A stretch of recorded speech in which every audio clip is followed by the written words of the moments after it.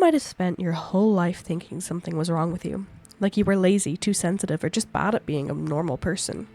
For me, this ended very soon after I got my autism diagnosis. I realized I wasn't flawed, I just had a different neurotype that was ignored and unsupported. Today we're going to discuss the experience of being a late diagnosed autistic person, the journey towards diagnosis, and how your relationship with yourself may look before and after diagnosis.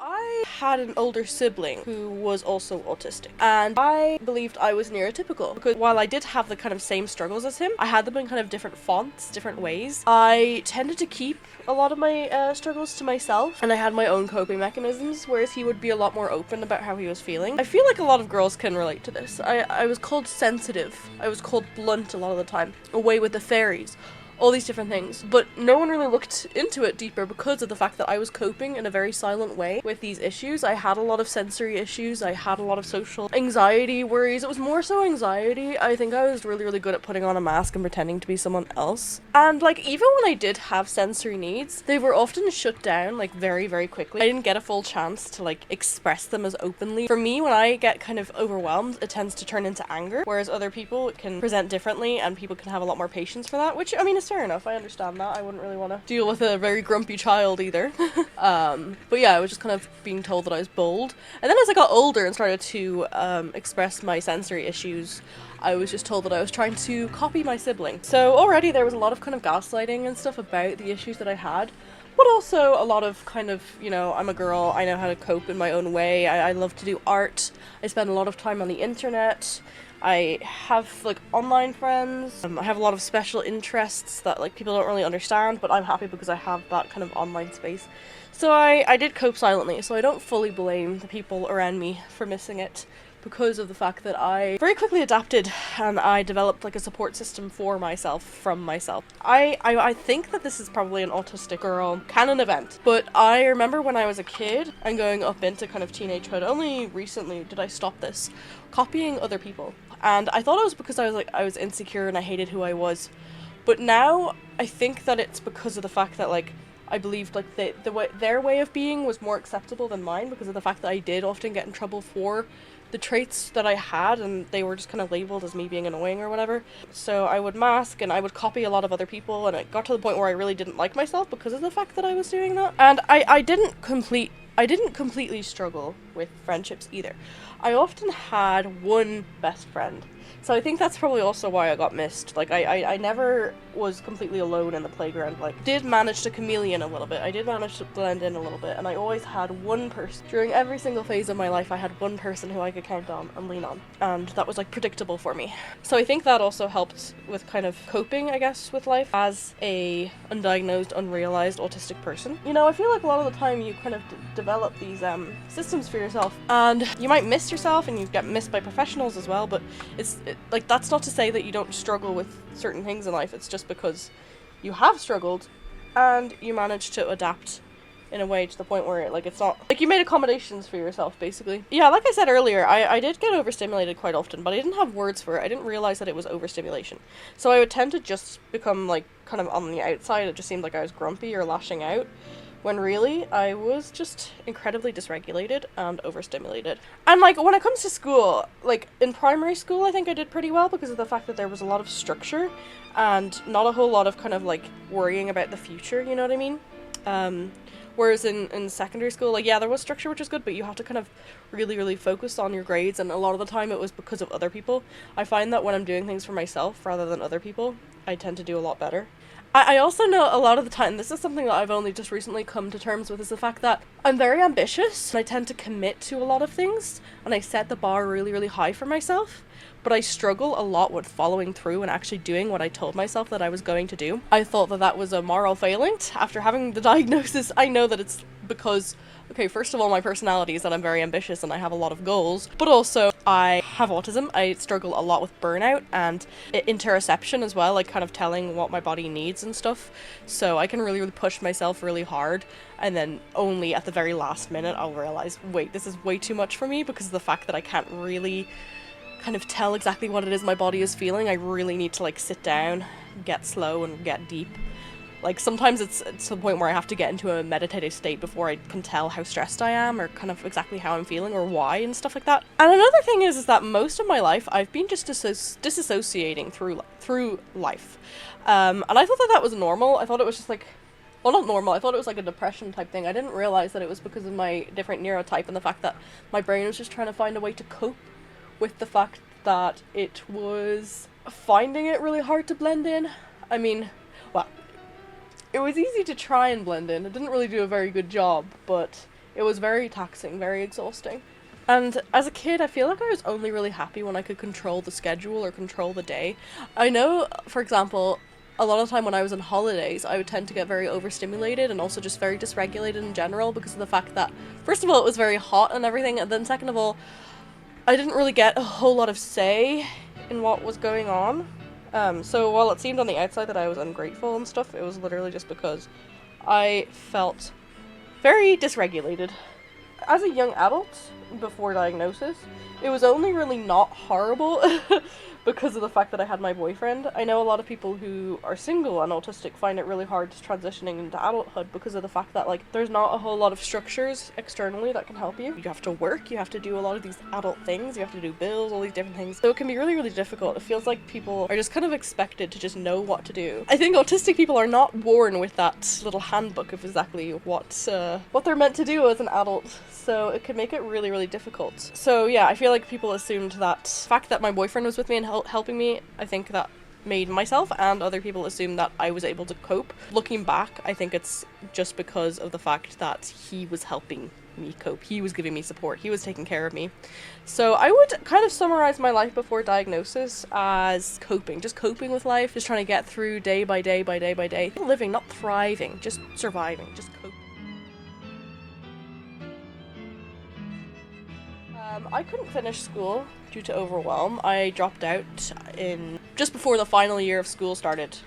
I dropped out. I just couldn't do it anymore. It was just too much. It was too unpredictable. The work started to pile up and I felt like I wasn't where I wanted to be. I kind of had an idea of what I wanted to do with my life as well, so I wanted to just go ahead and start that. But thankfully, my parents let me quit school. I think that was definitely a very good idea. I do kind of mourn it a little bit. I mourn what life could have been if I was neurotypical and if I could have finished school and if I could have had that teenage dream, but unfortunately I didn't. What was right for me was to leave school and focus on my mental health. Despite the fact that I made a lot of efforts to kind of make friends and maintain friends, I did end up alone. And right now I'm in pretty isolated time of my life. I'm not mad about it. I at this point I think I'm avoidant attachment. Like, I don't really care about not having a whole lot of friends or like people that I see often. There were quite a few failed friendships. Some of them were my fault. Completely take accountability for that. Others weren't. I kind of intentionally isolated myself after a while of these kind of friendships not ending well. I learned how to be better. I did become a better friend. I think that I'm a pretty good friend now. It's just at this point in my life I've been kind of isolated for a couple years, so I find having friends is very unpredictable. And there were a few years where I was kind of second guessing myself a lot constantly. I really struggle with reading people's faces, especially neutral faces. If someone's happy, I can tell that, they're happy and I'm like, yay, okay, like this person likes me. But if they're neutral, I tend to get very afraid that because they're neutral, they're mad at me. I can't really tell the difference between being angry and being neutral. So there was a lot of anxiety with friendships because of the fact that there were so many failed friendships and because of the fact that I didn't really have the software in my brain to kind of be able to pick out whether someone was mad at me or not. Isolating just became way easier than having a friend group. And even now, I'm isolating. Right now, I don't think it's necessarily a bad thing for me. It probably could become a bad thing. Right now, I'm just focusing on my own thing, so I don't really mind. And yeah, for a long time, I thought that I was really lazy because of the fact that I couldn't handle like a complex routine, or I couldn't handle a job like a lot of people my age. I was looking at a lot of my friends and people that I knew who did end up having those jobs and did end up having the kind of life that I think my family wanted me to have. I felt a lot of envy. I was quite angry at myself for a while because of the fact that I missed out on these milestones and that kind of teenage experience. Not being a little party girl or anything, just kind of staying at home most of the time, hanging out with my dog. It was just a lot of self-hate. Like, I didn't realize that I was autistic. I thought that I was just being shy. I thought I was just being stubborn. And I tended to set the bar when it came to like commitments very, very high. And I also blamed myself for a while for needing so much recovery time after socialization. I felt very, very weak at that point before realizing, this was just before realizing I was autistic. I felt very weak. I felt like I was just a bad person. I was just a bad daughter, a bad friend. I literally just took it to heart. I made it about myself and about my character rather than looking deeper and thinking, okay, there's probably something going on here. Because of the fact that I was always told, no, you're normal, you're neurotypical, you're just trying to copy your brother, whenever I would bring up the fact that I think that I'm autistic. And I felt like I couldn't grow up properly either. I wasn't becoming an adult the way my peers were. I mean, adulthood kind of had like a sense of consistency and independence and being able to stand on your own that I felt like I could not have. And I felt very frustrated because, like I said earlier, I'm a very ambitious person and I could see my dream self very clearly, but I found it so hard to make the steps to become her. My nervous system was just way too overloaded by all these expectations that I had on myself, from myself and from other people, and just from society in general, and that kind of perfect life image. I find that sometimes when you don't understand yourself and you don't really understand the way your brain works or who you truly are, you tend to make it about you being a bad person. You tend to make it a character failing and you blame yourself rather than looking inwards and be like, okay, wait, I genuinely want these things. My body just is not letting me do it. And eventually there came a point in life where it was undeniable that I was autistic. I saw a lot of autistic people's experiences online, especially women, and I resonated really, really deeply with some of them, quite a few of them. And obviously that's not enough to diagnose yourself or to kind of think, I'm autistic. I kind of put it in the back burner, but I did go through life with this intense suspicion that I was autistic, but I didn't really treat myself with the grace that I needed. I was continuing to treat myself like a neurotypical, like, oh, you're a neurotypical, but you're not doing it properly, you're not being a person properly. Especially after my family was pressuring me to grow up as well, which I understand, like, I came from a good place and stuff. I ended up getting a job to kind of prove to myself that I could be like a normal adult, that I could have that kind of dream life. Like, maybe I couldn't do it the teenage way, but now as an adult I have a lot more control, so I can go and try and live that life that all these people were living and that I thought that I had to live as well. Physically, I could not function outside of work. I came into work, I seemed all right. When it came to coming home and everything, I just couldn't function. Came to a point where it was basically a choice between me and my future and kind of like YouTube and my dreams, or work. It did help with my social anxiety and kind of overthinking social interactions quite a bit, but otherwise, it did not work out for me very well. But I did actually feel like an adult. I did kind of get what I wanted a little bit. An illusion of kind of that life that I thought that I should be living. This job proved to me that I could kind of live that normal life, but at the same time it was draining me to no end, and that was not normal. You shouldn't be working a job that's literally taking everything out of you when it's literally just some retail job. I blamed myself for not being able to show up for college, not being able to kind of be a reliable leader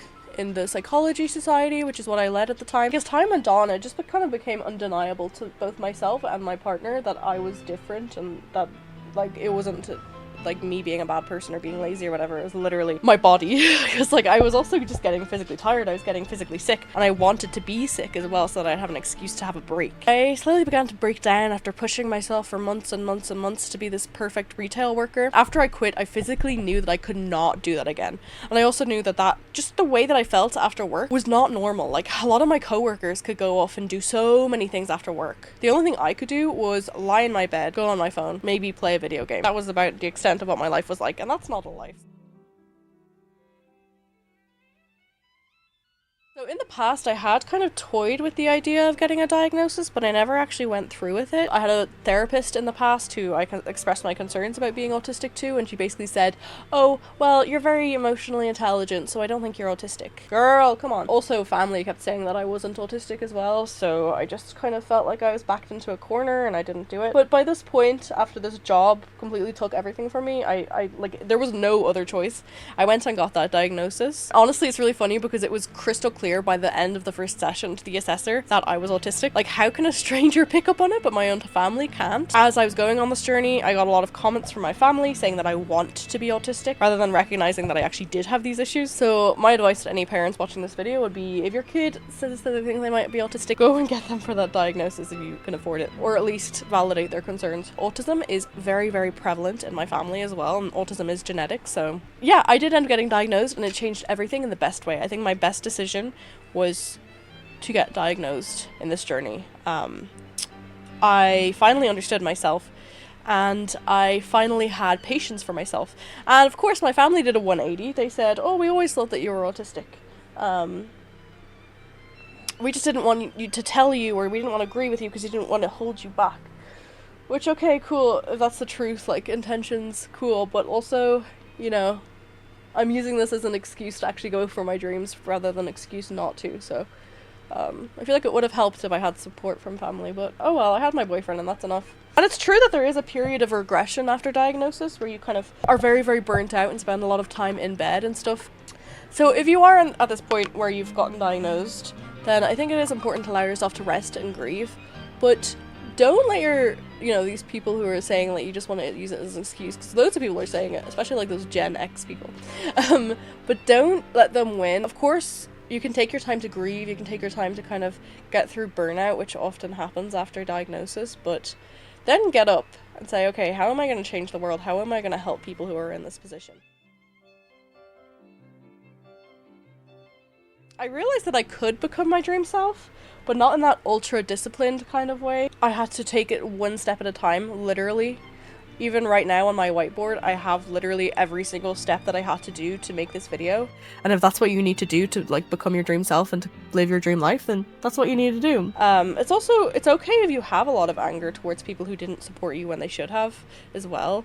It's completely normal, and it's healthy as well to feel those feelings. You don't necessarily have to tell them how you feel, but just feel those feelings, because feelings that you don't feel, I feel like it's a Dr. Zeus or something the way I'm talking about this, but the feelings that you don't feel can end up getting stuck on your body, so it's important, even if you are angry at your family and your family keeps saying, oh, like, there's no reason to be, if you're feeling that way, then you're feeling that way, and just let yourself process it and feel it. And if you've been in this situation and you've gotten out of it the other side, then I want you to know that you were really, really, really strong, because it's not easy, first of all, to be living in a neurotypical world as an autistic person, but it's also not easy to be late diagnosed. Especially if you haven't been completely supported by those who you wish did support you. After I got diagnosed, I had a lot less shame around needing help and asking for help. And I feel like after you get diagnosed, there's just a period of time where like really small things, really niche things, daily things, you just start to realize how many little things in your life that you thought were just you being weird turns out that you were signs of your autism.